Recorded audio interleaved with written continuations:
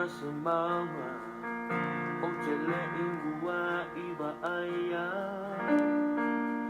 alai ona o wala au le li'i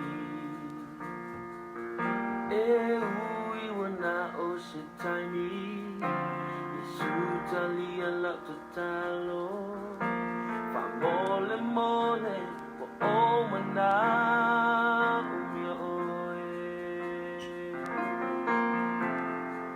o nisi tangi e te a e ai maunga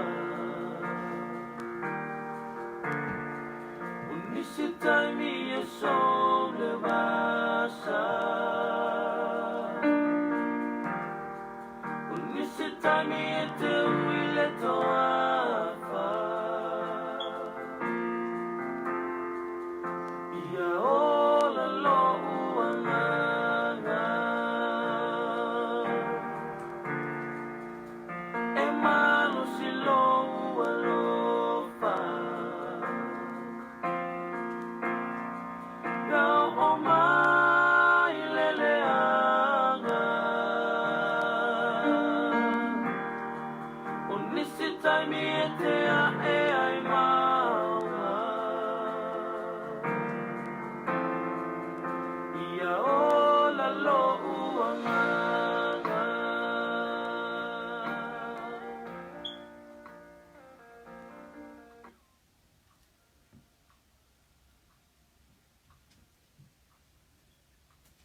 Soa whamanu malo Yesu Keriso, tātou ali imaru tātou whaola.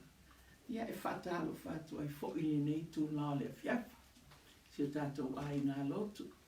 Mālo li soifua, mālo li no futatalo.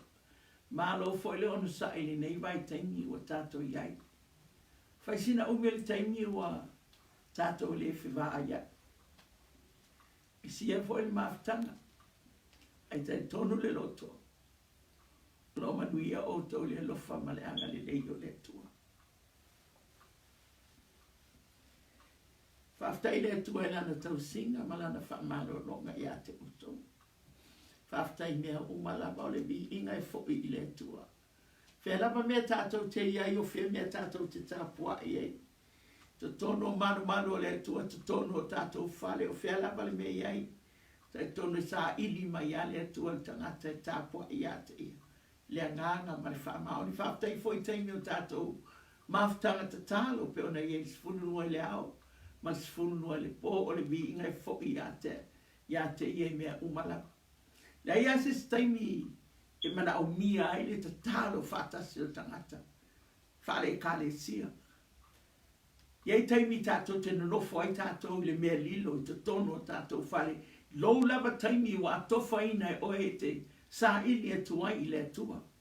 A iei foi taimi e mana o mia ai le tutu fatasi, le so o tau au, le mari lie fatasi, mana onga si iti e lungo no whali o le tua. Mo le tuai le whaftai tatou e kare sia. Il nei e fiafi whafetai foi, I o tatou a inga wo mai masani. I lato mwhai o na whalongo longo mai, ia matatalo mai foi mo nipolo kalame, whaftai le tua. Ia nei la fiafi la o taita ina I tātou se te talo o na tātou whano noa foi le te upu whamalosi I le nei a fiafi. Whaftai a oelo mātou a tua manu malo. Whaftai mea umalapa o mātou toe au lia le nei aso. Se aso bata o fie, se aso manuia mai a te oe. Whaftai lau tau singa, whaftai lau whamalo longa, whaftai le ona. Mai le tae au se o le noi le nei a fiafi, o I ale vi inga I ate oe. Whaftai lau upu, mātou te whanongo longo I ailo mātou atua. Whaftai fo le weekend wa mawai atu lo mātou atua le. Ta mau a inga, ta mai ma lau upu whauina na, tau tarangia ma mana waina au na lo mātou atua, whawhetai. Whawhetai, e le umana mātou loto whawhetai, ona o ava noa wa e saonia o lau lava upu lo mātou atua o le upu e ola o le upu longa lue foi lo mātou atua mātou whanongonongo ta mā whawhetai mea uma lava. Nei foi a fiafi lo mātou atua mātou saonia atu e whanongonongo foi ni whaswhai tau mai lawa fionga pai o lau lava upu o o le upu whauina. Mātou te toi mā whau iai, mātou te toi mana tunatu iai, toi a o ina ma toi whawhangu ia te i mātou, ina ia mātou loa le tā ua o i mātou ia toi. Whauma le mea whainga nuenga, whaama māmai lo nei tangata, whaama nuia fo i le whanongolongo ala wa ka le sia ma lau whanau le ni ia piafi. Whawhetai ono Yesu. Amene ma amene. Nisi o taimi ua mawai atu sa tautarangi ai le telo whawadianga ma mea tātou te maua mai le tua. Ua mala o mia tangata le tua a le taimi fo i tātou te maua ai ke riso manu malo. Telo mea o whamanianga tātou te maua mai a te ia. Tātou te loa ai o tātou tangata o whamangaloina. Tangata o whātaorotoina. Tātou te loa whataimi e ta lia ai ke riso a vehe maali ma whaola. Wa tau a mea tonuina i tātou lea mea tonu o ke riso. Wa mauti no foio i tātou o tangata. Wa leo to yeise whatala. A le lofa tu no le tua ia te tātou. Wa ia te tātou le ava noa tātou te vala au atuai. Ava le tamai. E le ngata fo i lea awa tātou mauti noa. Wa ia te tātou le upua le tua. Tātou te whaalongo iai. Tātou te whaita wina mai te tonu le whionga whaawina le tua. O le vi inga lai fo i le tua. E le ngata fo i nai peona o tā ua le vai atu ma vai atu. E a vea le tua po le upua le tua. Po ke riso o ta o te tonu ia te tātou. Wa pe o se vaiola o puna vaiola. E au maia ia te mātou, ia te tātou. E le ngata o le angango le poto ma le mawhau. Le angango le whatonunga ma le malosi. A le angango le malamalama. Ma le matau ia Iova. Nei la vai tau nei au tātou i whaftai le tua le wala a matan tātou o atu le whai uina fo i nei vai tau tātou e mo ia tātou te ole. Level 3, ai whaftai le tua le lawa se tala vale o wharongo ina a o le vi inga i fo i a te ia. Tātou te lore nei lano langi a toi lea ina o tātou fo i New Zealand. Whawhetai le lofo le tua i tonu New Zealand nei, whasolo solo ina leima manuia fo i mea iei peo nei ni whawai. A nisi o tunu mamau, o lo tātou wa aia lava, o lo tātou whaalongo ina lava le alanga, o lo mana o mia tangata le file mu, o lo liu tangata i le tua o na nei whaamai peo na iei. O lo mana o mia tangata se tani, mana o mia pese la beai, mana o mia pese fufo o no taimi whapene. Ai bi ia le tua o ke riso ape on tātou whanonongo le tele o na le tua, o leo wa ia te tātou le ke riso manu malo. Wa ia te oe mau le malo e le mawhai o na luluina. Wa ia te oe mau le whatua tua le whamoe moe e le maruluina. Vi ia la le tua i mea uma lava. Le whai tātou te mautino e le whionga le tua. O le tua lava e whina ngalo ina ia manuia i tātou. O ia whai o lo o wala au. O lo tangi telo tangata se mana o mia le file mu. Tangi mana o mia le whaamano longa. Tangi mana o mia se la beai. Au ke riso le whionga le tua. Pe ana iei le tusia mata ia sumatati. Fai upo e loa sumalwaru. O le tau sulu fai ma. O ia na feta lai. O oto uma. O e tinga ina mamafatia ia venga. Ia o tau mai ia te. O hau e malo lo ai o tau. Hamo la uamo. Ia o tau whatai tei mai ia te au. O wa o le anga malu ma le loto mauralo. Ona maua le o tau o le malo longa o tau ngana. A wai avenga o fia la uango. O la ua venga foi. E mama ia. Lona winga. O la ua lepa na bala au ia ke riso ia te tātou. A whai tātou te mana na oi. Ave fua mai tātou. Ta lia ke riso ave maali ima whaola. O ia e tani o tātou mana onga. Tu ia o tātou whawhitauli. Tu ia o tātou avenga. Tu ia o tātou mana onga. Ai tātou aveina la am te loa a tātou avea mea uma. Ta fua le sa tauro ke riso. Ona tātou avea leo le avenga ke riso. Whai mai e maa tātou te maua foi le file mu. Ai sea, langa lofa le tua iato. E te loa e ka le tia. E a lofa le tua iato. E o fo iato. Whamatu se Ioane e tolu le Ioane. Tau mo mua. Alo fai upo e lua. Feta lai Yesu ia o tau manuia. Mai o tau malo loina. Whapeo na malo loina o tau nganga. Wa leva lana fina ngalo le tu. Ai sea, Langa fo o e ma o pale li o ngā ruenga le tua. Na whai o e whai o le tua, mana o le tua, tātou te manuia. Mana o le tua tātou malolo ina. Mana o le tua tātou te o atu i a te i aitea, wafo na o ia le tai o tātou manao. Le fia fila neo te fia whasoa atu, se mata upu whapea, o le bala au ngā le tua, i le whaaratanga po le bala au ngā le rofo le tua, e fua e lo usitai ma lo usitai e ngā lua ina e le tātou whātua tua. O le alofa o le tua, le bala au alofa le tua, e fua i le tātou usitai le upo le tua e ngā lua ina e le whātua tua. The call of love is through obedience, through the faith in God. E te ilo o e se le tā ua o le bala aunga. Wa bala au le tua ia te tātou a o oea malau filfilinga, o a o foi malau filfilinga. Iei taimi tātou te loe whainga tāle sa walinga. Ai o te mana o te au maia te whaitau i le fionga le tua. Se tātou vai e le whainga o fia e filfilinga e adu le o le whapau. E le whainga o fia le talio Yesu e ve maali i mapaola. Ai a e loa ma e mauti noa e iei le taunu unga. E iei le taunu unga le lei o le o le whapau. Iei la nisi o tala i tono le fionga le tua. Te o mai la se tasi o tala tātou te. Ma fau na tātou whanongo longo iai. Ma ua mai la le tusi a luka alona tā upo iwa. Whai upo 5 sunga fitu. Te i o leona sunga lua. Ia te le o lopo i lau tusi i nā. Ia na tātou whaitau ina whatasi lea. Whapelan whaitau ina. Walato o le ala. Ona fai mai leo le tasi ia te ia. Le li ie, o te muni atu ia te o i mea uma e te maliu atu iai. Fetala ia tu ai leo Yesu ia te ia. E fai lua o alope. E fai foi mea e mo moe ai manu felelei. A le atali o le tangata. E le aise me moe ai o ia. Wa fetala ia tu ia le tasi. I nā muli mai ia te. A ua fai mai o ia.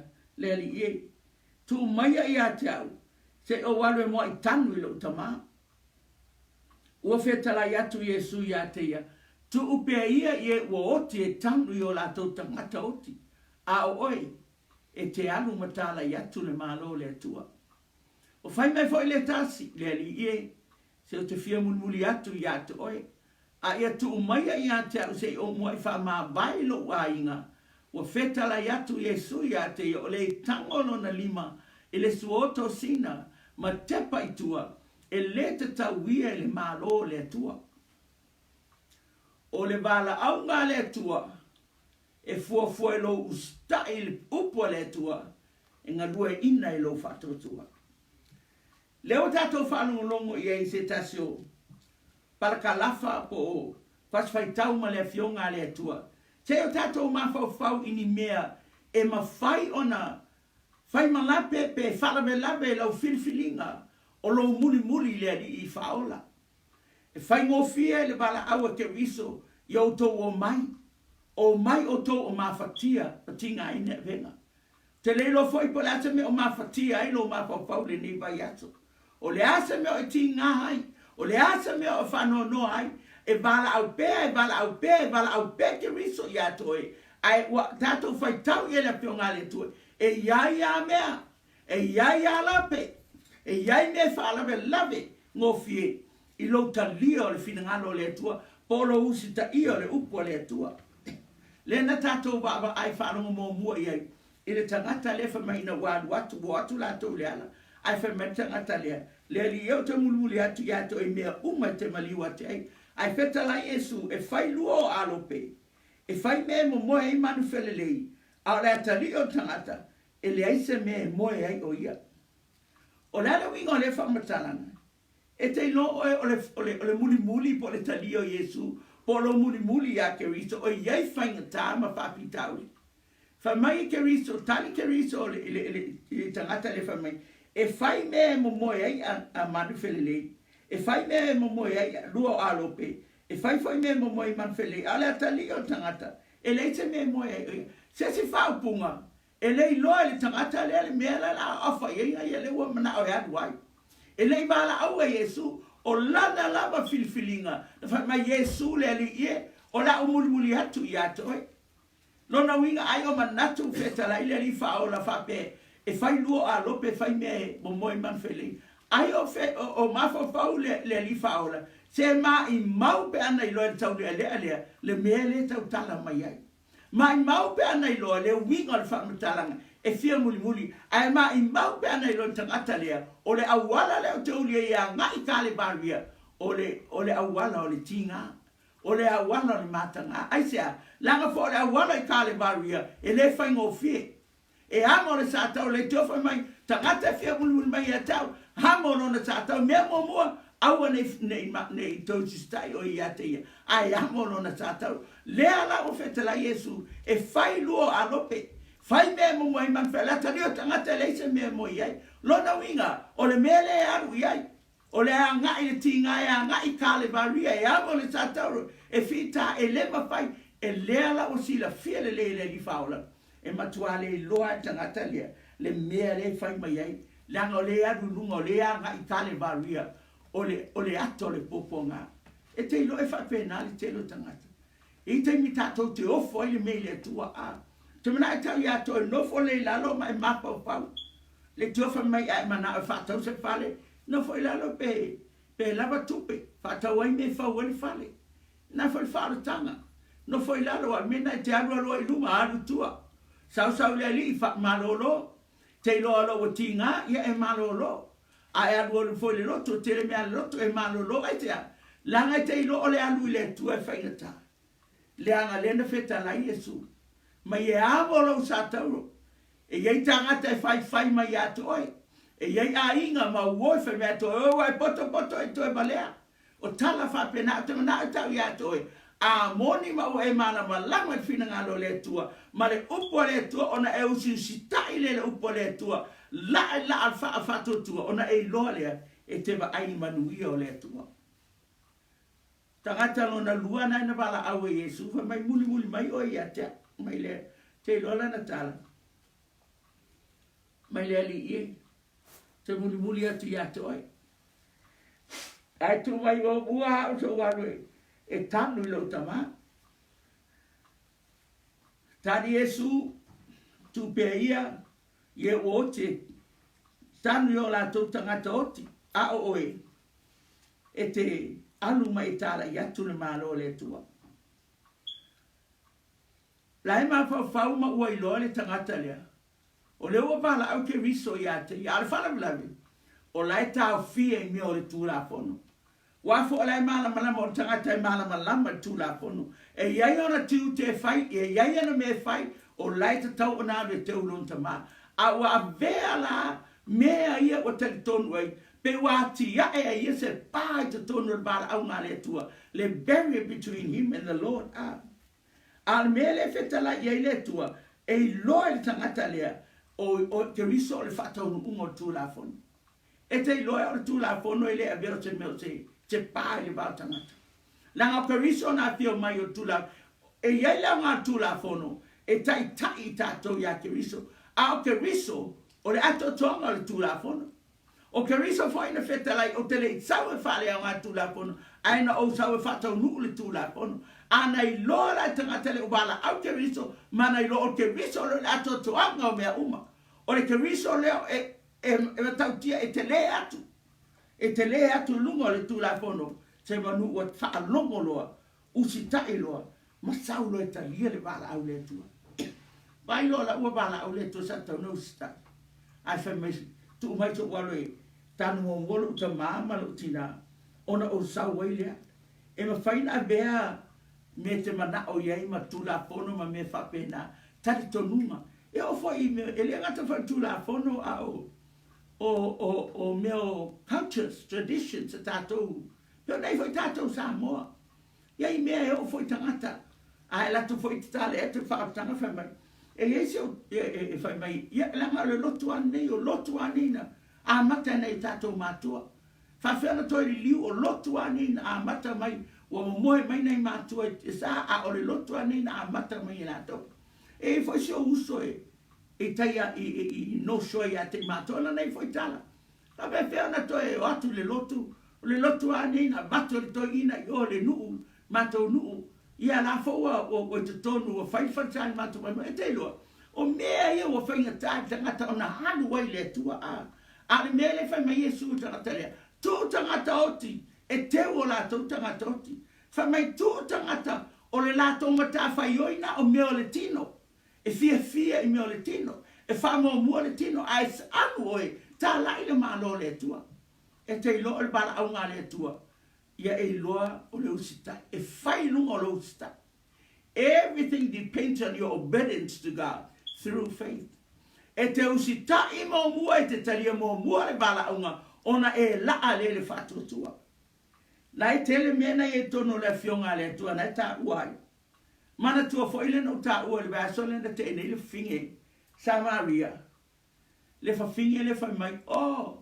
Fa fiana fa mai a te au. Ise ipu wai e te inuai. O oe o le iutaia a oa o le Samaria. Ma i le fea lea ia mea iutaia o Samaria. Fa mai Yesu. Ma i mau pe ana i roa tangata le fai atu i atoe. Ma le o fai atu atoe au mai tina bai o te inuai. Pa wai au mai i atau. O na ofo ai le i atoe o le baiola. Ma ai oe lai mana o le baiola. Lau au ngata o le toi mana a sau e utu wai. Wa mana o la e le baile a mai e ke riso i ate. Ai nata le iloa. O le fina ngalo le o le atua. O le o tala noa sao a tangata. E sili atu i lo tantonunga mame. E ma whainga break kai le barrier le i tonu. I mefe a vei. Tantonunga e ese Samaria. E ese iuteia. A o ke riso e sili atu. Pule a o ke riso i mea uma. O ie o mea uma. Le whanau ta uai le baile pano whai atuai. Mai ke riso a mai le vai se meu te inuai. O le baile o te abatu i ato e mai. E a bea ma vai puna. Le whanau tato whalongo longo iai. E iato oe vai e tele. Le na whetala iai. O ai le fia inu sau i ata.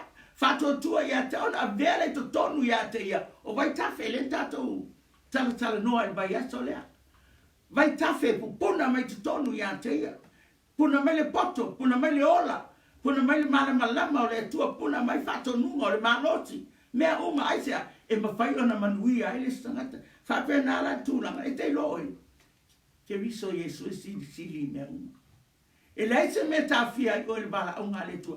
Pe a e usi tai le fina ngalo le tua. Mai fato tua i le tua. E mawhai e le tua mea uma. Te lo tangata le o levi. O le au taulanga. Na e tonu o le tusina mareko e lua. Aulo na fai pa su matolu. Na o mali watu Yesu ai ba ato sa fai men kanga pele tari tauranga. No no mingo tangata e tele tupe, tangata e mau oa. Bala aule o Yesu i alevi. Tu o mea ai mulmul mai ate. O le mea me tu la le suspa ia. Le tu se mareko le rumai. Na tu e tamaloa mea uma. Na ia tu ua tauranga ma tupe ai muli. Alu tamaloa, fai le tau maftanga ilona fale. O te lona o tangata angatala, tangata uma. Even o Jesus a ai whatasi mo te longa, ma tangata angatala. O mai lau tusi upu, o mai lau whaito mai ei. O lea mewa ai whakasi e kowa li ima. Ma lau te lona ma tangata angatala. Sila fia le lei a le tua ma pawhonga tangata whamasino. Tangata e o mai baba aina o mele anga whamai. Nei o tele isau mo tangata malolo. Aina o sau mo tangata mamai e whamalolo ina.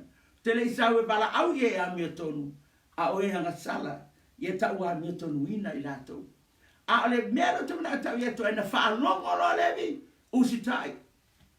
E ui ana wai lo. O whea le mea ni e le li whaola. A watu ua mea uma tu ua na tupe. A tonu ole ngā duenga le na whaamoe moi e ia. A tangata lea. E mau ai fo ile whalao a teo lato waina. A le o taimi na whetara Yesu. Sa tu e levi mea uma ai agua. Na anu na te rei lori meo i aipe o tangata reo Abraham. Aina muli ia ke riso Yesu. Whapena fai Peteru. Na taua tusina Peteru. Tusina a Luka i 5. Le temi na mana au li aina watu Yesu umi le po. Pangota le mauseiga. Aina whetalai a Yesu tuku le vai lot. Ina ua i loa Peteru o tuku le babenga. Whamai na sau Peteru whapau. Whamai ke riso ea ke se ia mahau. Nanga o tangatanga sa. A inana bala au e foi e Yesu Peteru. Mai whanau se pteo. mai muli mai o te whai a mata atu le ato lei, whai oe ma tangata e whai vai nganga o tangata. Mai le tusi na tu ua i Peteru, Ioane, mai a koko mea uma, tu ula tau upenga, tu ula tau waa, ai muli loi a Keriso Yesu. Ele ai se mea na tawhia, ele tawhia e ngā duenga, ele tawhia ni tupe mātaio, ele tawhia te loi, o le pāre na ko tawhia, le telo tangata vai taimi nei a. E fia o le ri, ai mutu mai o e taiminga e o loka kai le lokunga e o loa, maki kiwa loka ngata. Tanga na atau i atoi, le no uta ua i atoi, o mabai atua, session e tolu ne no uta ua. O manu wio tangata na te talia le Keriso toi tu. Ai leva fai launa e manuia, se banga na wa e loa e te usi tai le finangalo le tua. Fai mai, muli mai o e atea. Ma tangata muli na e ta ua e a fionga le tua. O le tangata la e maalia fai mai e taipeo tangata le na mua. Na o ia na fai mai le alie, ia o te muli atu i atu oi. Ai se i, o wana mua la te i wha mabai mai si uto luam ti au whanau si au awama mea uma papena. Petala Yesu ia te, wha mai o le tangolo na lima suoto sina, ma te paitua. E le au ngā o ia le malo le tua. Na mana oi muli au o whainga tae le i wha mabai. Tu ai ngā tangata hoilele e fia alu i le tua. Ai mana oi e whai mō mua me le mana oi. I say, but you know, give me a chance on mo te wha mabai i lo ta ma lo tina. E te ilo e wha pena i stangata. E mana oi fia alu i le tu watalia. E o foi te tono e kalesia la wai te mini lai e tangata ua talia Keriso e vea mali ma faola. Ai iai le mea na iai e iai le lapena iai e mana au e fai ngō mua me se i mali ai. Se fai ngō mua le mea na ainga se i va aiso to lua ma te au whanau. Au la ngona au fiaru o wanu. Au la ngona au malili o nofo. Au loa e o te tauna ave se tupe ame. A le ai. They want to go to God. They want to receive the calling on their own terms. E le mana o tu mo mua i le tu e whaia fina ngalo le tua. E mana o mai le lotu. Ai se vanga na ua la ngona e fia sau. Se vanga na ua la ngona e fia whai se mea whai. Se vanga na ua nei lo o mea malava. E tu mo mua me se wha malia na ia. Mama tangata fo le selfish. E fono ta ua le. Take me on my atu. Find my eye, me, myself, and I, my wife. Mamia umana, I have a Keriso. O tangata, I have to tangata tango na lima suoto sina. Ma te pai tu e lea ngā. Te lo le sit barrier te le nai tau fio oilo ta dio le bala awa le tua. O le me bala awa le tua i ato e fai. O lea, o oe lava ia. O lava manatu. Your biggest enemy is yourself. Fa pena fo i ata. O mea tate mawhau iai, o mea whabai, o mea tate vai o taha mata. Ane no whai atu i atu o le whionga le tua, i le vai aso lea. Whamai ate ia le mana malama, mare ma tau i a iowa. O le mea whai na a ma tau a i loita tonu i atu e Keriso. A ma tau i le to whamai, ona e le whanga sino lea, mai fili pe ona va ai o mata, ma pe ona whaalongo o talinga.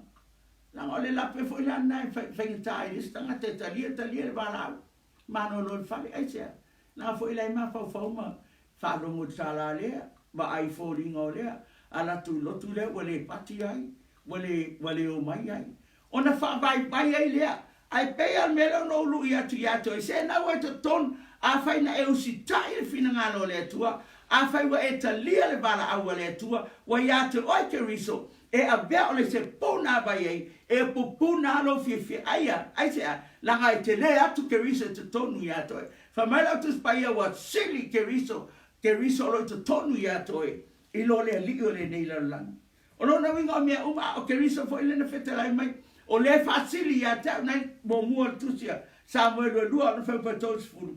Whamai o le fasili i atau, o te fasili fo i ate lato, a o e ino mai i atau, e tau whata waina i lato. E tere i loa tele me tau whia tangata i lo na alu i le tua. A lai mori mau le whionga le atu a tatou sa ili mo mua. Awa te pole a bela ngā nuenga pala belape. Fa pe a ualu nei no na winga la. O whenme a mo mele tupe eita maiti. A ualu nei o lo wha moe moe. Ke lo o le lape lo i tangata. O lato whato tuanga lato ngā nuenga. O lato tupe. Te leo whai atu i lea whiawhi. E kia rata mara ngā nuenga pe. Kua kupe mea mnao. What I'm saying is, o lo usi tai le tua. Whatua tua i le tua. E ma whai e le tua. A tono le mea nai wha amu ia le na tala noa i whaita mai le ti atu a. Na wo atu a, o sila fia e etu. Le wo o maona so a. O so o la ia o bala o tangata. O tangata na ia inga ruenga. Pe o pe te ruma. Whanau se pitaio sa whaima. Mo tangata whangota. E ia ima taio sa au tauranga. O tangata inga ruenga. Ale o tuu mea uma. Ai muli mai a teia.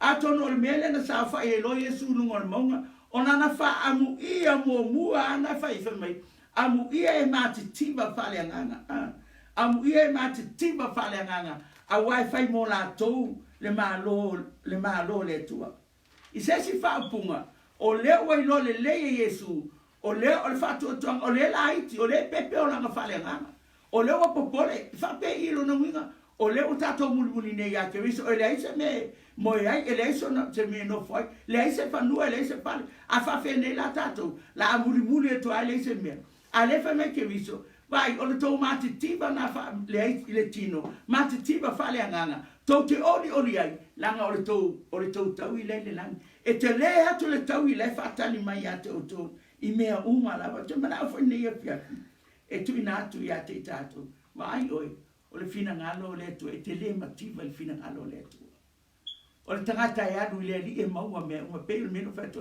a e sa ili le malo le tu langa le malo le tu le me te le o ke riso e pule awa o i mea uma a e mativa me le tu spaia fa ato e ia to e me te mativa ai tu sa mal faula yo lo lana pro na lava vinga a e mai feta lai o na fa lava malo lo ai o to a e tele tangata feta o mi mai me o mai ato e piwa a bea ni fa te ama i ato te mna tau i ato le fa me tu se itaia a o me pe vai ta feta tangata ita mai fa la mai e sa unia pe fa tu ele tu tanga vai e te atu i sua fa le la me te popole ai a wa ato o e me uma wa ato o le tu o le malo e te le atu e matautia he's in control.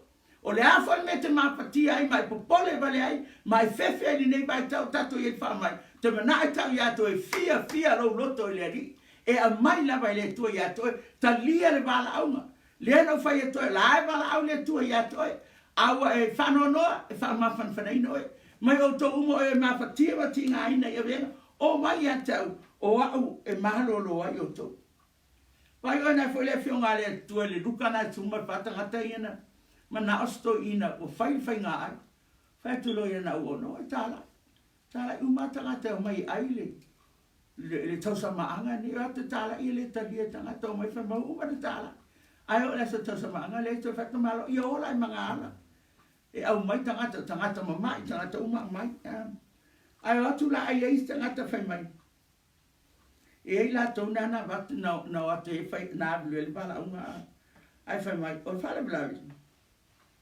le fa ka ngi ya lo fangua o ke fia anu la e te tauna o alo te mata i lo fangua fa mai le stangata ma na ia le bala a o au le o mo fa tau po bili mai tai lua fia anu la fa kai popi ala kuilesi a fa mai o au le o fa le ha ba o le mele le fa mo o wa ya ala ba ko le po fo la inga ngi o le la i ti ai fa mai Yesu a fai sause tasi atau ai le ino lon tamama lon tina o la na ba o me umai o la vai lona ola e le ma fai ona via o ia moa la foi tau talan mata e suman balu ai se tu le fale le tamama tina tu ngane o le uso mo le malole tu e maua ia o me sau tu lasi ne ona po o le ola foi fa vau i le o langa atali te ilo e te le o ni tangata i le tua, e te le matipa il fina ngalo le tua. O lo si ta i le upo le tua, o lo si tai le bala au ngā le tua. O a me tau fia ai oelo ile finingano le tua. Te mana tau ia to e la e fatu tua e te maua mea Te le fatu whapete, te la fai wal mena whai mai au ka ngakala, mai tau mai ke lo kankai o le kale sianga e o le makua le koe anu lo whai e ki ai ka ngakai le kauti makua. Le ai, e alo lofa, tausi, au mai anga le legi ai, ai a o ale taimi te whaamo mua ma taimi te fili ai, po le tua po le na te mana tau ia to e ai whaamo mua le tua, leo whai mai lau tus pa ia, e whaamo mua foi oe le tua, mai e tu oe le tua, le uru ai le tua oe le i, e te lawa runga e te le lawa lalo, fe talai foi le tua o au penga uma e whawhawa tangata e whaasanga tau ia to e le manuia, o lau whai pai whina ia te ia whaasala ina le. Ba ai oi manuia, wa umona tō lau wina atu ia toi. Wa tonu tatou mafutanga po o uta ua atu amo so ani ia toi. Le manuia o tangata e talia le finangalo le tua. Le tangata e usi tai le upo le tua. Langa wa au mai uma le alofo le tua. Na te o wao ma whaatonu ia te tatou. Au te mana e tau ia toi. Leo o tō lau wina atu ia toi. Niso me whai malape. Ele mpai na anu lista ngata i le tua. A fina ngano le tua. Ie e usta ili upo le tua.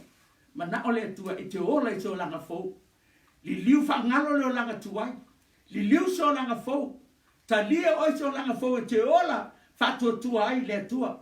E tau lai e lau wa ai le tua.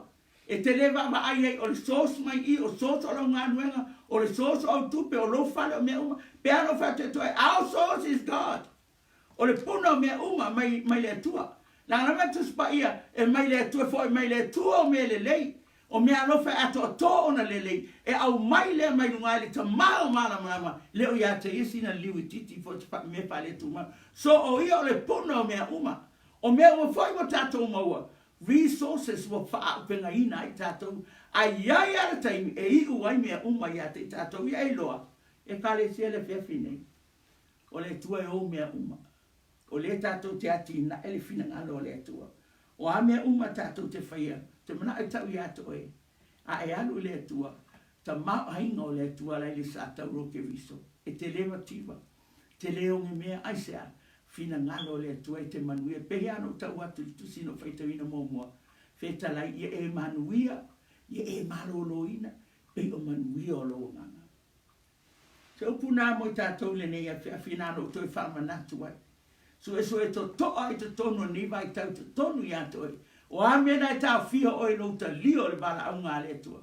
O a mena tau fia oi lo ngā lua to tonu fina ngā lo le tua. Te mana a tau ia to e.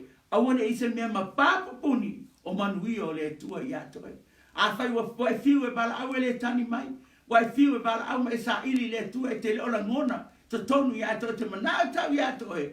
To e liu se to whana e to e wa ai atu to tonu ia to e. O le ani mea le mō mua e le oranga. O le tua po lo waina. O le tua po la ngā ruenga. O le tua po au tupe. Au te mana au tau ia to e. O le ta maho ainga.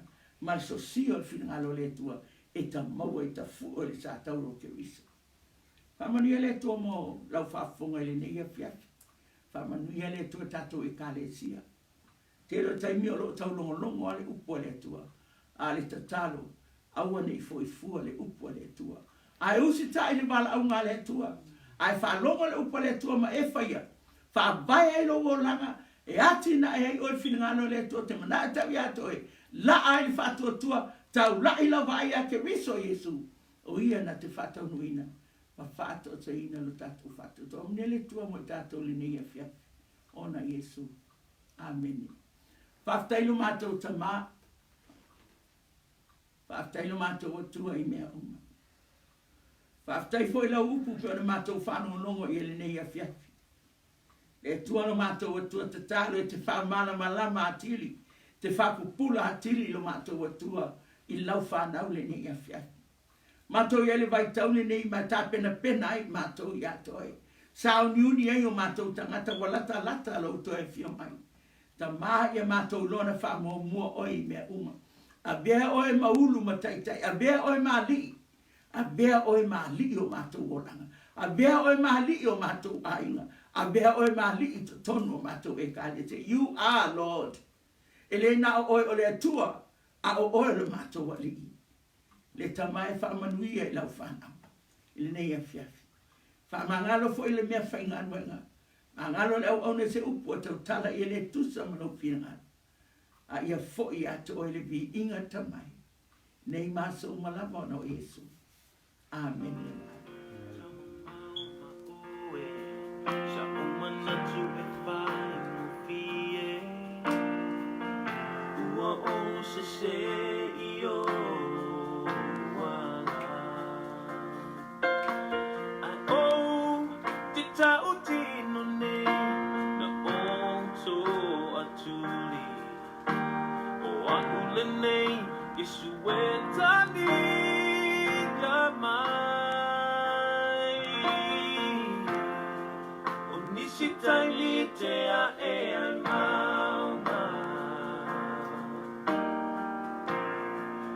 Nishitai mi e sole basa. Nishitai mi e te ui le toa.